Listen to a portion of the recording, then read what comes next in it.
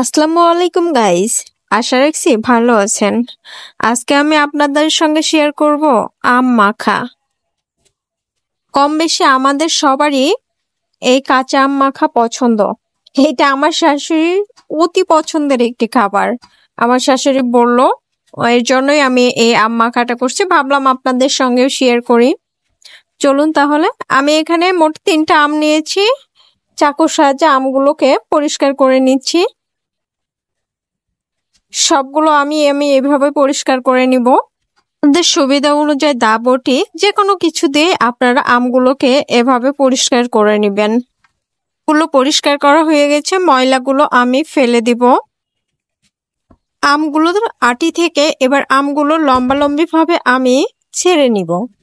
আপনারা আপনাদের পছন্দ অনুযায়ী আমগুলো কেটে নেবেন। গাইস, আমার রেসিপি যদি ভালো লাগে তাহলে আমার এই চ্যানেলটাকে সাবস্ক্রাইব করে বেল আইকনে ক্লিক করে রাখবেন, যাতে আমি নতুন ভিডিও ছাড়ার সঙ্গে আপনারা দেখতে পারেন। আর যারা ফেসবুক পেজ থেকে আমার এই ভিডিওটা দেখবেন, অবশ্যই একটা লাইক ও ফলো দিবেন। আমি আমগুলোকে কেটে নিয়েছি।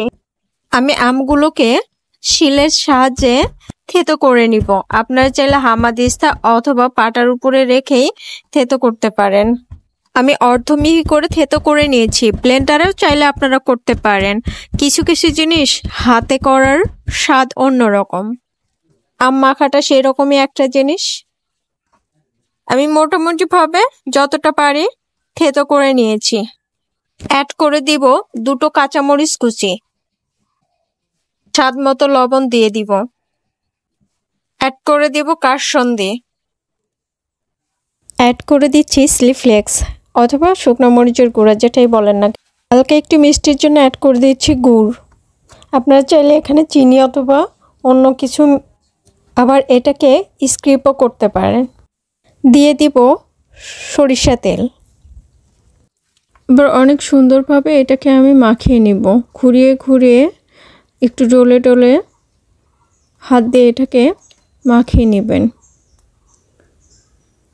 দেখতে কতটা জোস লাগছে, খেতেও অনেক টেস্ট।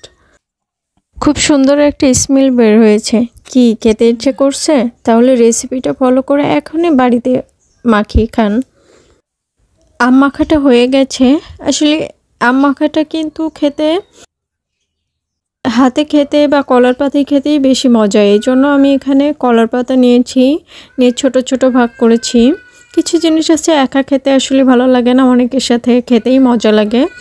আমি এই ভাগগুলো করেছি কারণ আমার বাসায় আশেপাশে যারা আছে, আমার শাশুড়ির যে বান্ধবীগুলো, ওদের সবাই মিলে বা বাচ্চা কাচ্চা সবাই মিলে খাবে, এই জন্য আমি ছোট ছোট ভাগ করে নিয়েছি। আপনারা যেভাবে স্বাচ্ছন্দ্য বোধ করেন ঠিক সেইভাবে খাবেন। আমার রেডি হয়ে গেছে আম মাখাটা। রেসিপি ভালো লাগলে অবশ্যই লাইক, কমেন্ট, শেয়ার দেবেন। সুস্থ থাকুন, ভালো থাকুন। আবারও হাজির হব নতুন রেসিপি নিয়ে। সে পর্যন্ত আল্লাহ হাফেজ।